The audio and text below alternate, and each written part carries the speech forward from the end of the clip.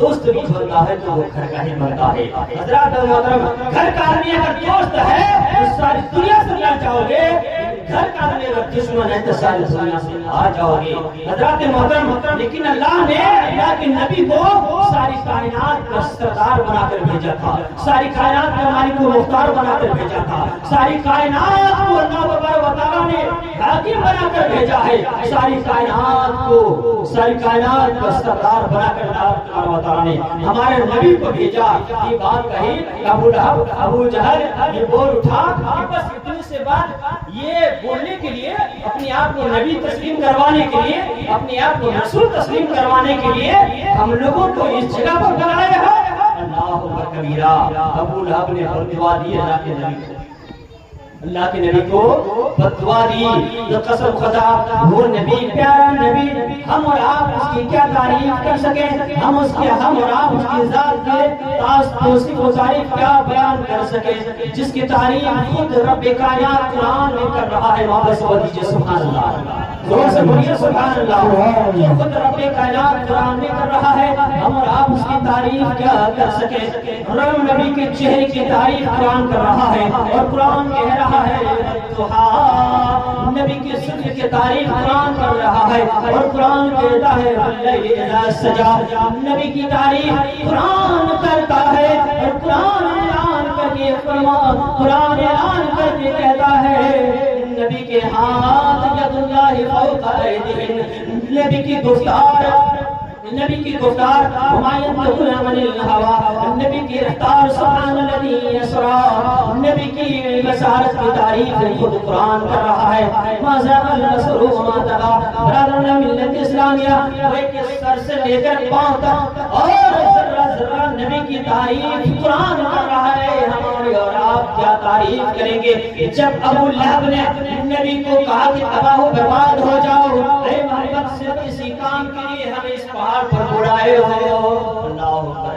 برادر ملت اسلامیہ، تو بھلا جب نبی کی گستاخی کوئی آدمی کرے تو محمد جواب نہیں دیتے ہیں۔ رب تبارک و تعالیٰ کہتا ہے کہ اے نبی تمہیں جواب دینے کی ضرورت نہیں ہے، تمہارا خدا اس کا جواب دے گا، سبحان اللہ، تمہارا رب اس کا جواب دے گا۔ اور رب نے کہا تبت یدا ابی لہب وتب، اے محبوب علیہ السلام آپ کہہ دیجئے کہ ابو لہب کی ذات تباہ ہو جائے، برباد ہو جائے۔ محترم، نبی کی گستاخی کو اگر کرے اس کا جواب قرآن دے رہا ہے کہ نبی کی گستاخی نہ کرو، نبی کی شان میں گستاخی نہ کرو، بلکہ اس کا جواب قرآن دے رہا ہے۔ برادران ملت اسلامیہ، غور کرنے کا مقام ہے۔ ہمارے نبی زیادہ تر زندگی اپنے اخلاق، اپنے کردار لوگوں کے سامنے پیش کیا تاکہ لوگ ہماری جانب اسلام کی جانب مائل ہو اور ہمیں اللہ کے نبی تسلیم کرے۔ اور اسی لیے یہ وجہ ہے کہ اللہ تبارک و تعالیٰ نے پہلے اپنے نبی جناب آخری نبی جناب محمد رسول اللہ صلی اللہ علیہ وسلم کو زیادہ تر اپنے اخلاق، اپنے کردار کو لوگوں سامنے پیش کروایا تاکہ لوگ انہیں تسلیم کرے اور انکار نہ کرے۔ لیکن جس کی قسمت پھوٹی ہو، بھلا وہ نبی کی بات کو کیسے تسلیم کر سکے، بھلا وہ نبی کی بات کو کیسے مانے۔ کچھ لوگوں نے مانا، کچھ لوگوں نے انکار کر دیا اور چلے گئے۔ اب دیکھیے 63 سال زندگی میں 40 سال زندگی لوگوں کے درمیان محبت سے گزارا، لیکن اور کتنے سال رہے؟ 40 سال کی بعد اب دشمنی شروع ہوتی ہے۔ نبی کو پہلے سب کے تعریف کر رہے تھے کہ نبی جیسا محمد جیسا کوئی نہیں، نبی جیسا آخری نبی جیسا کوئی نہیں، محمد جیسا کوئی نہیں، محمد سب سے اچھے ہیں، سب سے بہتر ہیں۔ لیکن 13 سال کی زندگی یعنی 53 سال مکہ میں گزارا، 40 سال آپ نے اعلان نبوت فرمایا کہ 13 سال آپ مکہ المکرمہ رہے، تو 13 سال کی زندگی میں لوگوں نے اتنا ظلم اٹھایا، اتنا پریشان کیا، اتنی اذیت پہنچائی، جس کی وجہ سے پھر اللہ کا حکم آ گیا کہ آپ محبوب اس شہر کو چھوڑ کر یثرب کی جانب چلے جاؤ۔ اب اس جگہ تمہارا اسلام پھیلانا مکمل ہو گیا ہے، اب اس جگہ کو چھوڑو اور کہاں چلے جاؤ؟ یسرب یعنی مدینہ کی جانب درود پاک پڑھ لو اللہم صلی علی سیدنا مولانا محمد وعلی آلِ سیدنا مولانا محمد صلی اللہ تعالیٰ علیہ وآلہ وسلم. ہمارے نبی صلی اللہ تعالیٰ علیہ وسلم 13 سال کی زندگی جو گزاری ہے بڑی کٹھنائی کے ساتھ زندگی گزاری ہے.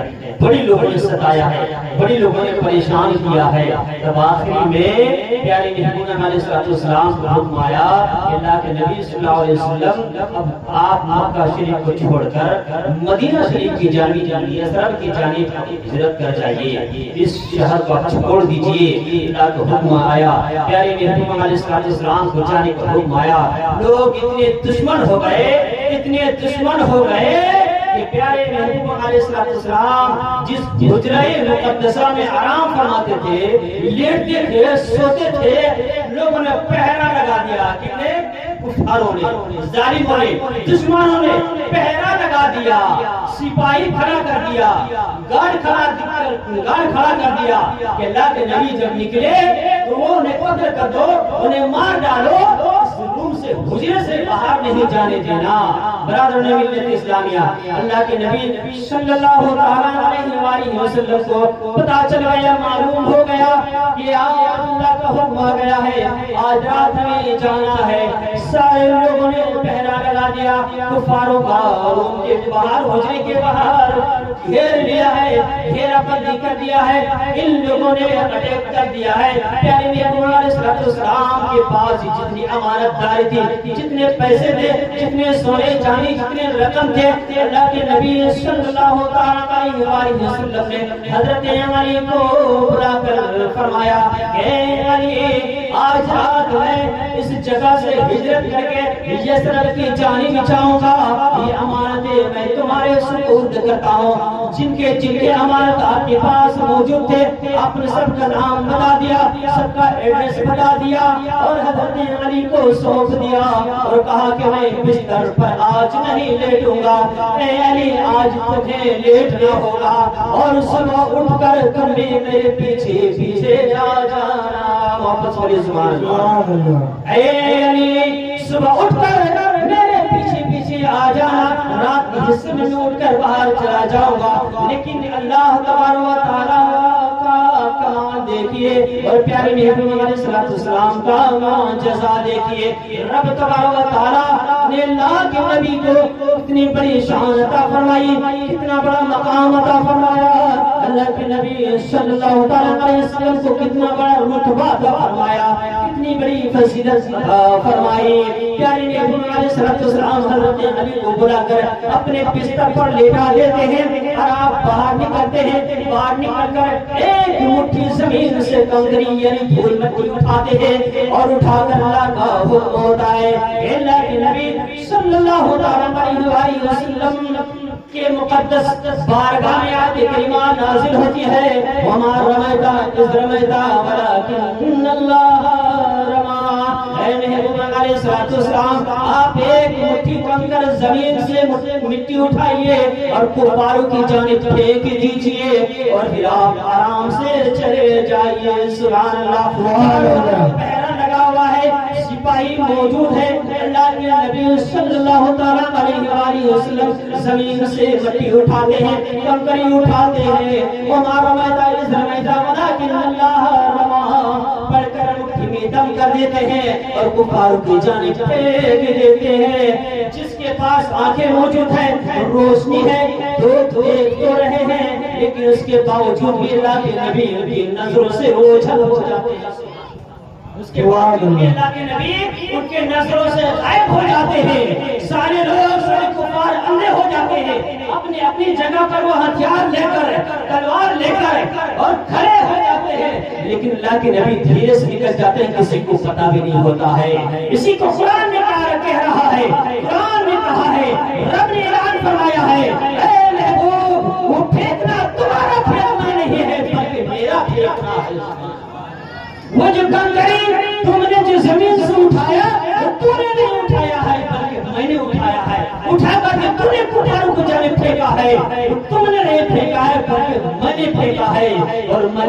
کو اندھا کر دیا ہے، آرام سے نکل جائیے۔ سارے کفار انتظار کر رہے ہیں کہ اللہ کے نبی اب باہر نکلیں گے، اسے ماریں گے، قتل کریں گے اور اسے ستائیں گے، پریشان کریں گے، اسے دنیا کی ہستی سے مٹا دیں گے۔ انتظار کر رہے ہیں، لیکن رب نے تو حکم فرما کر اللہ کے نبی کو کنکری پھینکنے کا حکم دیا۔ سارے اندھے ہو گئے، کسی کو پتہ ہی نہیں چلا، وہ دیکھتے رہے لیکن نظر نہیں آ رہا ہے۔ نبی نکل کر چلے گئے، انتظار کرتے کرتے صبح ہو گئی۔ صبح حضرت علی بستر نبی سے اٹھ کر باہر نکل رہے ہیں۔ اللہ اکبر، جب باہر نکل رہے ہیں تو کیا دیکھ رہے ہیں؟ حضرت علی نکل رہے ہیں، سبحان حضرت علی نکل رہے ہیں۔ اللہ اکبر، سبحان اللہ۔ حضرت علی قسم خدا ارشاد فرماتے ہیں، ہر رات میں سوتا تھا تو میں یہ سوچ کر سوتا تھا کہ شاید صبح اٹھ پاؤں یا نہ اٹھ پاؤں، رات میں ہی میری موت نہ آ جائے، رات میں ہی میری روح پرواز نہ ہو جائے۔ لیکن نبی نے مجھ سے یہ کہا کہ لوگوں کی امانت تمہارے سپرد کرتا ہوں، اے علی صبح اٹھ کر میرے پاس آ جانا، مدینہ المنورہ آ جانا۔ تو پیارے علی کہتے ہیں کہ ساری رات یہ سوچ کر مجھے نیند نہیں آتی تھی کہ کہیں رب میری روح کو پرواز نہ کر لے، میری روح کو قبض نہ کر لے، میری موت واقع نہ ہو جائے، یہ سوچ کر اس خوف سے سوتا تھا۔ لیکن جب نبی نے یہ کہہ دیا کہ رات سو جاؤ اور میں صبح اٹھ کر مدینہ جانا، ایسی نیند میں زندگی میں کبھی نہیں سویا، ایسی نیند میں نے زندگی میں کبھی نہ سویا۔ اس لیے نبی نے فرمایا کہ سو گے اٹھ کر صبح مدینہ آؤ گے، یہ موت اب نہیں آئے گی، اس رات میں موت نہیں آئے گی۔ برادر ملت اسلامیہ، وہی نبی، وہی آخری نبی جناب محمد رسول اللہ صلی اللہ تعالیٰ علیہ وسلم مدینہ المنورہ جاتے ہیں، لوگوں کو خبر ملتی ہے کہ محمد صلی اللہ تعالیٰ علیہ وسلم مکہ چھوڑ کر ہم لوگوں کے شہر یعنی یثرب آیا ہے۔ یثرب یعنی گناہوں کی جگہ، خطاؤں کی جگہ۔ سارے لوگ خطا کرتے تھے اس ٹائم، سارے لوگ گناہوں میں ملوث تھے، طرح طرح کی برائیاں وہاں پر موجود تھی۔ لیکن پیارے محمود علیہ السلام کی وہاں پر تشریف لے گئے تو سب جاننے والے ماننے والے کیونکہ چاہتے تھے پیارے محمود علیہ السلام کی آمد کی خوشی میں سب نے مرحبا کہا، سب نے مرحبا کہا، سب نے تعریفیں کی اور پیارے محمود علیہ السلام کو مدینہ المنورہ میں جگہ عطا فرمائی۔ پھر 10 سال کی زندگی آپ نے یہاں گزارا، پھر آپ نے دنیا سے رخصت فرمایا۔ حضرات محترم، اللہ کے نبی صلی اللہ علیہ وسلم کی زندگی دیکھیے، حضرت نوح علیہ السلام کو 1000 سال کی یا 1050 سال کی زندگی رب تبارک و تعالیٰ نے عطا فرمائی۔ اتنی لمبی اللہ نے حضرت نوح علیہ السلام کو عطا فرمائی، لیکن اتنے دن اتنے سال اپنی مدت تبلیغ کرنے کے بعد چند لوگ مسلمان ہوئے، ایمان لائے۔ تاریخ کا کتابوں میں آتا ہے کہ غالباً 80 لوگ آپ کی اس کشتی میں سوار تھے، جو مومن تھے، مسلمان تھے، اللہ کے نبی کی چاہنے والے تھے، اسلام کے ماننے والے تھے۔ 80 لوگ، سارے 1000 برس عمر پائی، لیکن کتنے مسلمان ہوئے؟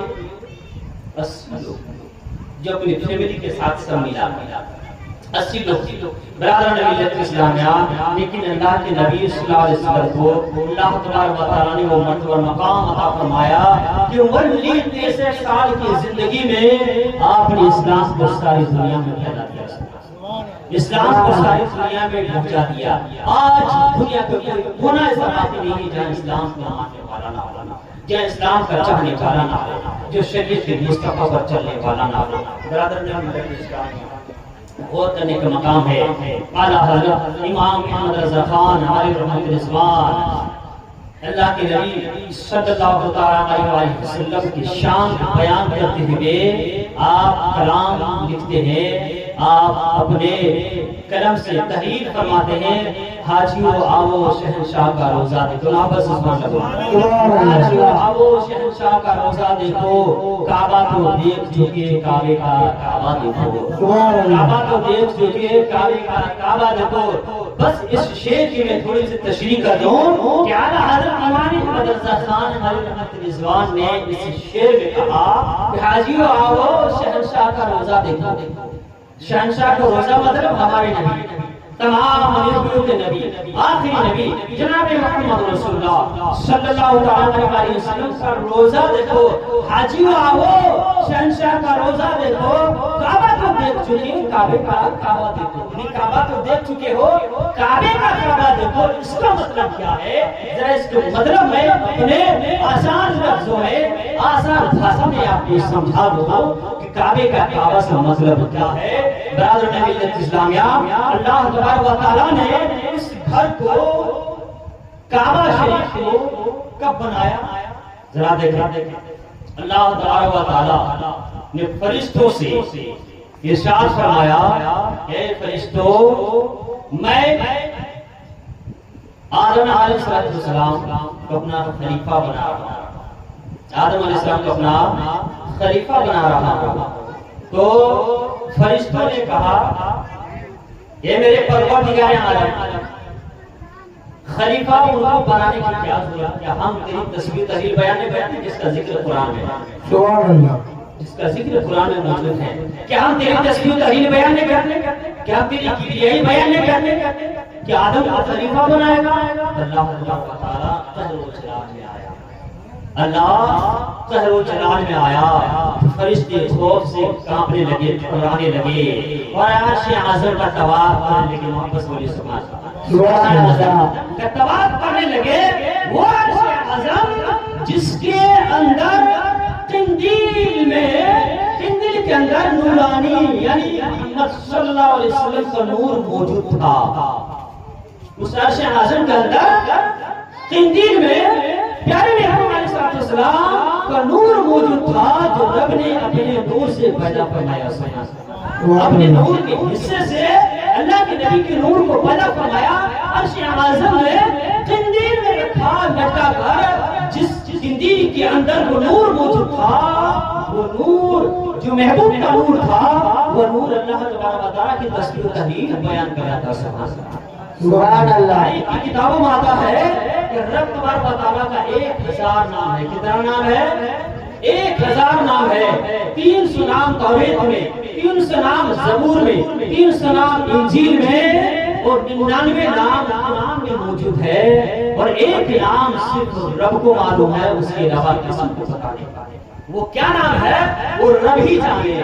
لیکن جس کا جتنا ذکر تاریخ کی کتابوں میں آتا ہے، 1000 رب کا نام ہے.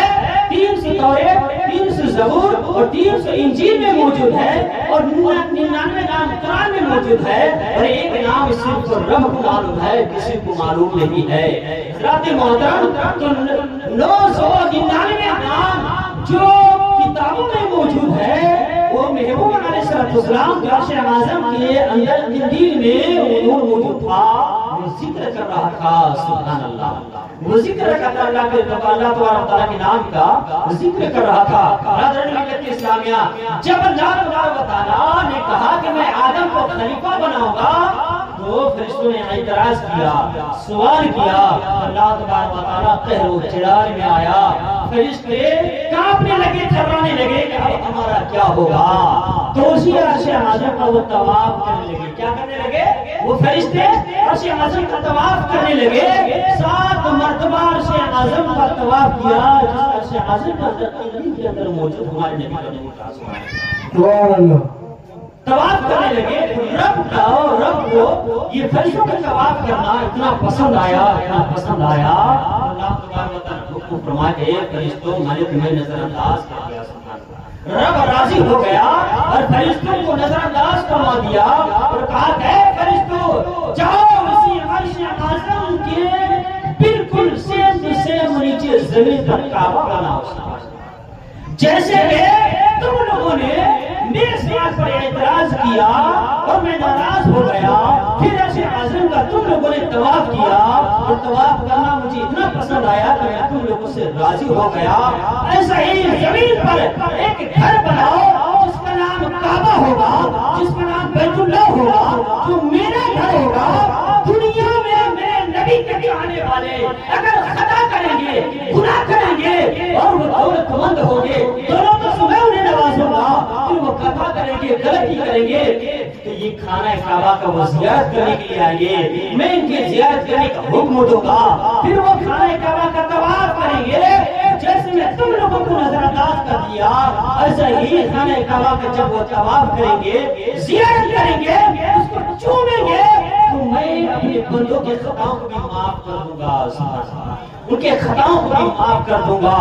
کوئی موقع رب نے لوگوں کی زیارت کے لیے حکم فرمایا کہ اس جگہ پر آؤ اور اس کی زیارت کرو، طواف کرو، میں تمہیں ایسے پاک اور صاف کر دوں گا گناہوں سے جیسے کہ ابھی ماں کے پیٹ سے پیدا ہوئی ہو۔ سبحان اللہ۔ حضرات محترم، جو حاجی حج کرنے کے لیے جاتا ہے، اللہ تبارک و تعالیٰ اسے ماں کے پیٹ سے بچہ جیسے پیدا ہوتا ہے، کوئی خطا کوئی گناہ نہیں ہوتا ہے، حاجیوں کو بھی ایسے ہی خطاؤں کو معاف فرما دیتا ہے، پاک و صاف کر دیتا ہے۔ بتانے کا مقصد اور مطلب یہ ہے اللہ تبارک و تعالیٰ نے اس خانہ کعبہ کو ساری دنیا کا مرکز بنایا۔ وہ ایک حضرت علیہ السلام آئے تو کعبہ کی جانب جھکے، آدم آئے تو کعبہ کی جانب جھکے، شیش آئے تو کعبے کی جانب جھکے، حضرت لوط آئے تو کعبہ کی جانب جھکے، حضرت نوح آئے جھکے ادھر جدھر کعبہ ہو، حضرت سلیمان آئے جھکے ادھر جدھر کعبہ ہو، حضرت نوح علیہ السلام آئے جھکے ادھر جدھر کعبہ ہو، حضرت داؤد علیہ السلام آئے جھکے ادھر جدھر کعبہ ہو، حضرت عیسیٰ جھکے ادھر جدھر کعبہ ہو، حضرت موسیٰ جھکے ادھر جدھر کعبہ ہو، حضرت صدیق اکبر جھکے ادھر جدھر کعبہ ہو، حضرت عثمان غنی جھکے ادھر جدھر کعبہ ہو، حضرت مولانا علی جھکے ادھر جدھر کعبہ ہو، حضرت عمر جھکے ادھر جدھر کعبہ ہو، اور آسان کر دے حسین جھکے ادھر جدھر کعبہ ہو، حسن جھکے ادھر جدھر کعبہ ہو، غوث پاک جھکے ادھر جدھر کعبہ ہو، خواجہ غریب نواز جھکے ادھر جدھر کعبہ ہو، اعلیٰ حضرت جھکے ادھر جدھر کعبہ ہو، حضرت رضا خان جھکے ادھر جدھر کعبہ ہو، اور ذرا آسان کر دے اور ذرا سہل کر دے اور ذرا ذہن کو قریب کرو اور مسئلے کا حل سمجھو۔ گویا کہ اعلیٰ حضرت جھکے ادھر جدھر کعبہ ہو، حضرت حضرت رضا خان جھکے ادھر جدھر کعبہ ہو، مفتی اعظم جھکے ادھر جدھر کعبہ ہو، حضرت صد اللہ فاضل جھکے ادھر جدھر کعبہ ہو، حضرت حاجی علی جھکے ادھر جدھر کعبہ ہو، نظام الدین اولیاء محبوب الہی جھکے ادھر جدھر کعبہ ہو، الہ الحق نبی جھکے ادھر جدھر کعبہ ہو، مسرور میاں جھکے ادھر جدھر کعبہ ہو، مسعود میاں جھکے ادھر جدھر کعبہ ہو، اور ذرا آسان کر دے گویا کہ تمام کائنات کے مومن جھکے ادھر جدھر کعبہ ہو، لیکن عظمت مصطفیٰ پر قربان جائے کہ ساری کائنات جھکتی ہے ادھر جدھر کعبہ ہو، لیکن آمنہ کا لال، آمنہ کا نور نظر، آمنہ کا لفظ جگر جب اس دھرتی پر تشریف لاتے ہیں تو کوئی کہ ساری دنیا جھکتی ہے ادھر جدھر کعبہ ہو، لیکن آمنہ کے لال اس دھرتی پر تشریف لاتے ہیں تو کعبہ جھکتا ہے ادھر جدھر آمنہ کا لال ہو۔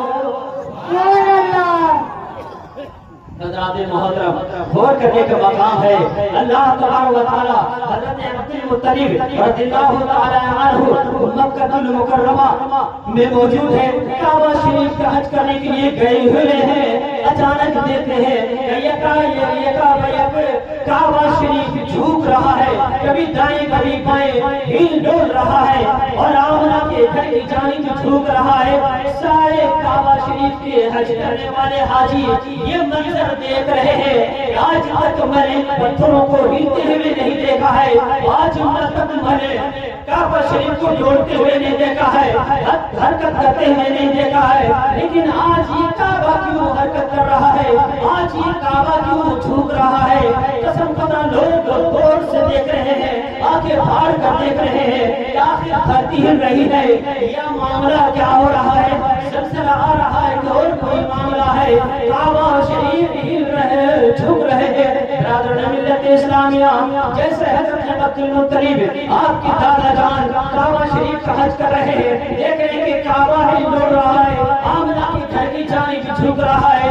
کچھ ہی دیر کے بعد خبر آتی ہے کہ جناب محمد رسول اللہ صلی اللہ علیہ وآلہ وسلم آمنہ کے گھر میں تشریف لائے ہیں۔ سبحان اللہ ہے، ٹائم وہی ہے، دین وہی ہے۔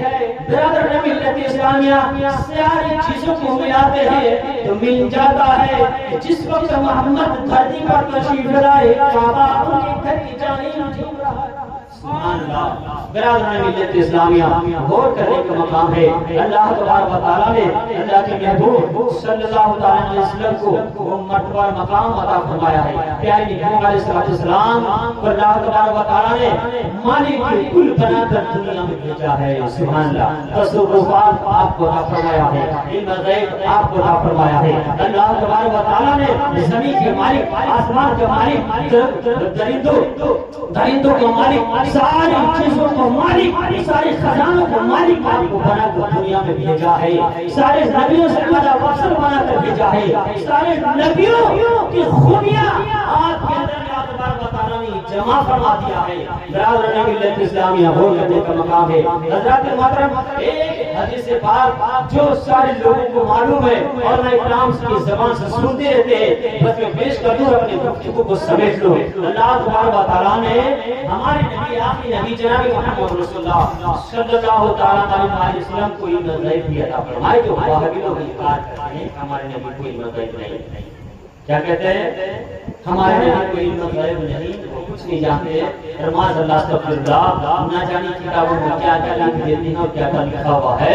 حضرات محترم، اتنے گندے گندے جملے، اتنے گندے گندے سینٹنس، اتنے گندے گندے الفاظ اور القابات ہمارے نبی کی شان میں انہوں نے کتاب میں لکھا ہے، جسے سن لیں گے آپ انہیں یہ سمجھیں گے کہ تلوار اٹھا اس کی گردن اڑا دو۔ یہ کیسا نبی کا کلمہ پڑھنے والا ہے کہ جس نبی کا کلمہ پڑھتا ہے، جس نبی کا کلمہ پڑھ کر اپنے آپ کو مسلمان بتاتا ہے، اپنے آپ کو مومن بتاتا ہے، اسی نبی کی شان کی گستاخیاں کرتا ہے اور یہ کہتا ہے کہ ہمارے نبی کو بھی کے پیچھے خبر نہیں، ہمارے نبی کو اتنا علم غیب ہے جتنا کہ چوپایوں کی علم غیب ہے، جانور پاگلوں کی علم غیب ہے۔ معاذ اللہ۔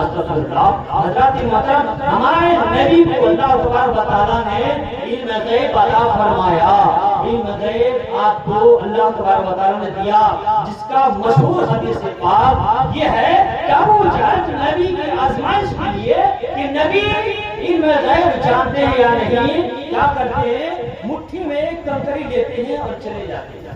مٹھی میں کنکری لے کر نبی کے بارے میں حاضر ہو جاتے ہیں اور کہتے ہیں کہ محمد اپنے آپ کو نبی کہتے ہیں، تو نبی اگر آپ ہیں تو بتائیے میں مٹھی میں کیا ہے۔ میں نبی کی بات بتانے جا رہا ہوں، محبت کے ساتھ توجہ کے ساتھ سن لیں انشاءاللہ۔ اپنا مزید پھر گفتگو میں اپنی سمیٹ لوں گا، ختم کرتے ہوئے وقت کافی ہو رہا ہے۔ حضرات محترم، ابو جہل مٹھی میں کنکری لے کر نبی کی بات میں حاضر ہو گئے۔ کیا ہوا؟ مٹھی میں، آپ لوگ بھی بولیے، مٹھی میں کنکری لے کر نبی کے بارگاہ میں حاضر ہو گئے۔ ابو جہل نے سوال کیا کہ اللہ کے نبی، آپ نبی ہیں، اللہ کے رسول ہیں، اللہ نے آپ کو علم غیب عطا فرمایا، معجزہ کا دیا، ذرا ہمیں وہ معجزہ دکھائیے اور بتائیں میری مٹھی میں کیا ہے۔ کیا سوال کیا؟ میری مٹھی میں کیا ہے آپ بتائیے۔ خالی مٹھی بھی ہو سکتی، خالی مٹھی بھی ہو سکتی تھی۔ اللہ کے نبی نے کیا فرمایا جواب میں کہ ابو جہل تم مجھ سے سوال کر رہا ہے میری مٹھی میں کیا ہے، بتا دیجیے۔ اگر آپ اللہ کے نبی ہیں، آپ معجزات لے کر آئے ہیں، تو میری مٹھی میں کیا ہے، تمہارا سوال ہے۔ جو تمہاری مٹھی میں ہے وہی بتا دے یا میں بتا دوں؟ توجہ کے ساتھ تمہاری مٹھی میں جو چیز ہے وہ بتا دے یا پھر میں تمہیں بتا دوں؟ نقطے کی بات، اللہ کے نبی کو پتا چل گیا، معلوم ہو گیا کہ اللہ کے نبی کو یہ علم غیب رب تبارک و تعالیٰ نے عطا فرما دی، بتا دیا کہ محبوب ابو جہل کی مٹھی خالی نہیں ہے. بولیے واپس سے بولیے. ابو جہل کی مٹھی خالی نہیں ہے بلکہ اس میں کچھ ہے. تبھی تو اللہ کے نبی نے فرمایا کہ جو چیز تمہاری مٹھی میں ہے وہ خود بتا دے یا میں بتاؤں. اگر مٹھی میں نہیں کچھ ہوتا, مٹھی خالی ہوتی, تو پھر اللہ کے نبی یہ نہیں فرماتے کہ تمہاری مٹھی میں جو چیز ہے وہ بتا دے یا میں بتاؤں. اسی سے پتا ہوتا ہے, معلوم ہوتا ہے کہ اللہ کے نبی کو معلوم ہے کہ ابو جہل کی مٹھی خالی نہیں بلکہ کچھ ہے. محبت سے بولیے. ابو جہل کی مٹھی خالی نہیں بلکہ ابو جہل کی مٹھی میں کچھ ہے. تبھی تو نبی نے فرمایا کہ تمہاری مٹھی میں جو چیز ہے وہ خود بتا دے یا میں بتا دوں. تو ابو جہل نے کہا کہ میری مٹھی میں جو چیز ہے یہی اگر بتا دے اور بڑی بات. پیارے نبی اکرم صلی اللہ علیہ وسلم نے وعدہ کرا اگر وہ چیز بتا دے کہ میں کیا چیز ہوں کہ تم ایمان لے آؤ گے. انہوں نے کہا کہ میرے مٹھی میں جو چیز ہے اگر میں خود بتا دے میں کیا ہوں تو میں ایمان آپ پر لے آؤں گا, آپ کی خدا کو ایمان لے آؤں گا. وعدہ کرا. تو پیارے نبی علیہ الصلوۃ والسلام حکم فرمایا, اے ابو جہل کی مٹھی میں رہنے والی کنکری اب بول, اب بول میں کیا چیز ہوں. محبت سے بولیے سبحان اللہ. دیکھیں لوگ کی بات بتا رہا ہوں, اب بول کہ ابو جہل کی مٹھی میں تو کیا ہے, تو خود ہی بتا دیا ابو جہل کو کہ میں کیا ہوں. قسم خدا مٹھی کے اندر سے آواز آتی ہے لا الہ الا اللہ محمد رسول اللہ سبحان اللہ. کیا آواز آتی ہے؟ لا الہ الا اللہ محمد رسول اللہ صلی اللہ تعالی علیہ وآلہ وسلم. مسلمان ذرا توجہ کے ساتھ سنو, ذرا غور کرو. کنکری میں بولنے کی قوت نہیں, بولنے کی طاقت نہیں, بولنے کی صلاحیت نہیں, اور وہ بھی کنکری بے جان ہے, بے جان ہے, بولنے والی چیز نہیں ہے. وہ اللہ تبارک و تعالیٰ نے اسے قوت گویائی عطا فرمایا. کیا فرمایا؟ بولنے کی صلاحیت عطا فرمایا. کس کو؟ کنکری کو. اب دیکھیے ہم اور آپ کسی چیز کو دیکھتے ہیں تب بتا سکتے کہ یہ انسان ہے, یہ ٹوپی ہے, یہ کرتا ہے, یہ پاجامہ ہے, یہ مائک ہے, یہ ٹیبل ہے, یہ موبائل ہے, دیکھتے ہیں تب. لیکن اللہ کے نبی کا معجزہ دیکھیے کہ اللہ کے نبی صلی اللہ علیہ وسلم نے کنکری کو حکم دیا کہ یہی بتا کیا میں کون ہوں. اب میں کون ہوں وہی بتا دے. کنکری نے جواب دیا لا الہ الا اللہ محمد رسول اللہ.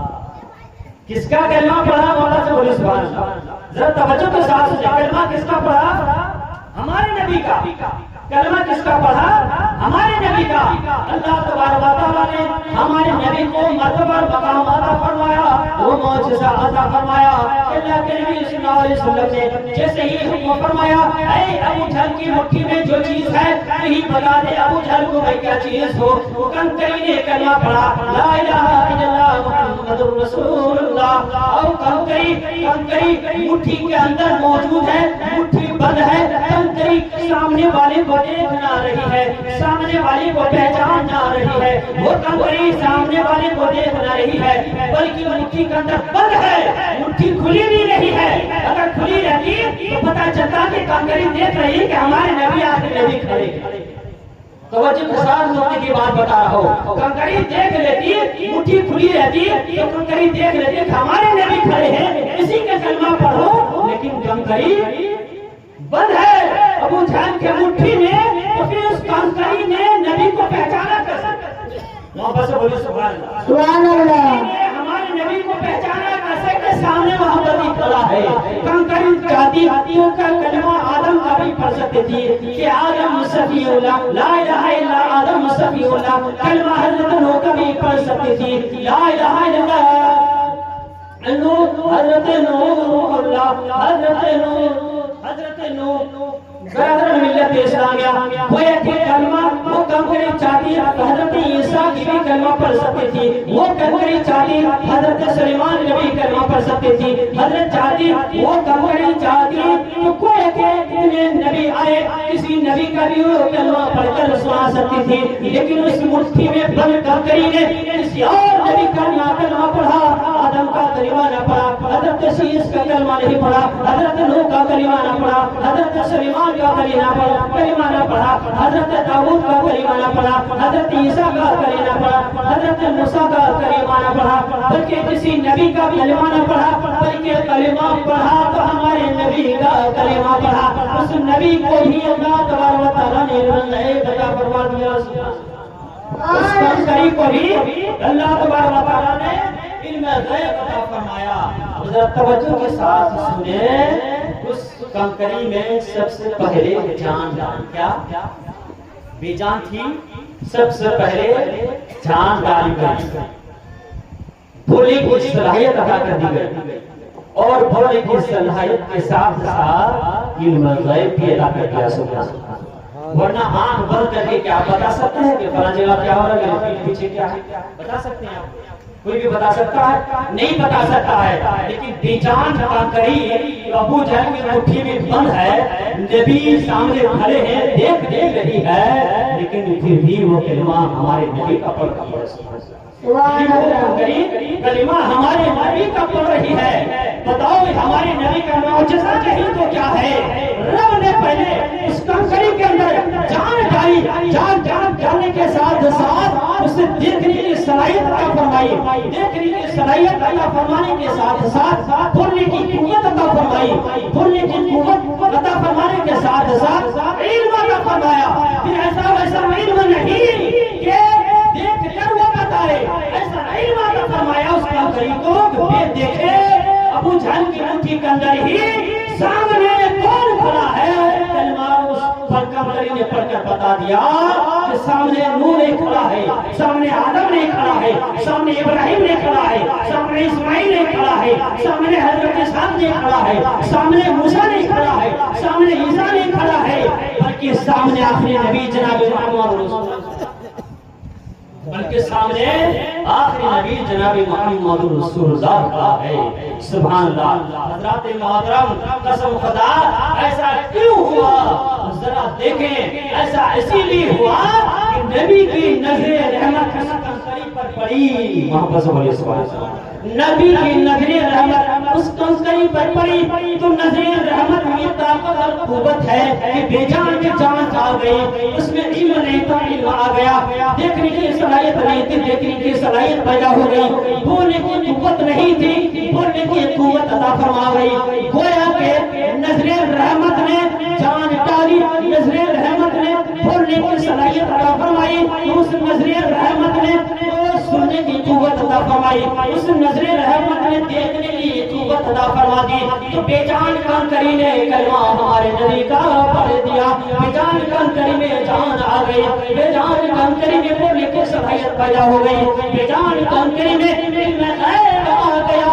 گویا کہ اسی نبی کے چرچا کرنے کے لیے ہم لوگ بیٹھے ہوئے ہیں، اسی نبی کے محبت میں ہم لوگ رات جاگ رہے ہیں، اسی نبی کے عشق میں رات کو گزار رہے ہیں، اپنی نیند کو حرام کر رہے ہیں، اپنے آرام کو چھوڑ کر نرم گرم اور ٹھنڈی ہواؤں کو چھوڑ کر نبی کے محبت میں اس محفل میں بیٹھے ہوئے ہیں۔ گویا کہ اس نبی کی نظر رحمت ہم پر بھی ہو جائے تو قسم خدا ہمارا سارا گناہ معاف ہو جائے،